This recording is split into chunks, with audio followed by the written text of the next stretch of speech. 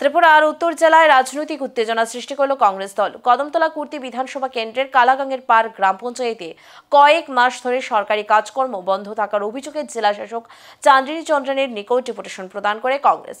Deputation দলে নেতৃত্ব দিয়েছেন ত্রিপুরা প্রদেশ কংগ্রেসের সাধারণ সম্পাদক আব্দুল বাসিত চৌধুরী।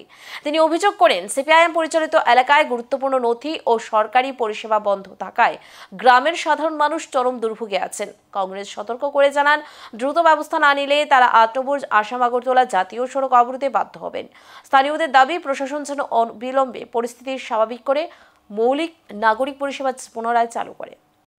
কদমতলা আরডি ব্লকের অন্তর্গত কালাগাঙ্গের পার একটি গ্রাম পঞ্চায়েত আজকে দীর্ঘ কয়েক মাস অতিবাহিত হতে চলছে।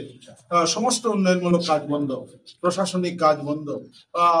এই গ্রাম পঞ্চায়েতটা সিপিএম পরিচালিত।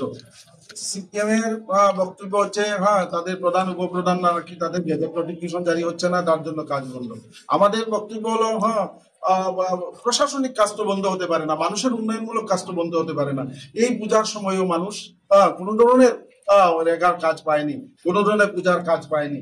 এই অচল অবস্থার প্রতিবাদে আমরা ডিএম এর সঙ্গে দেখা করে আজকে একটা প্রতিলিপি দিয়েছি। আমরা একটা সময় বেঁধে দিয়েছি, যদি দীপাবলির পরে যদি এই কালাগাঙ্গের পারে উন্নয়নমূলক কাজ শুরু না হয়, আমরা একেবারে স্পষ্ট ভাষায় আমাদের প্রতিলিপিতে আমরা দিয়েছি, আমরা আসাম আগরতলা রাস্তা অবরোধে আমরা যেতে বাধ্য হব।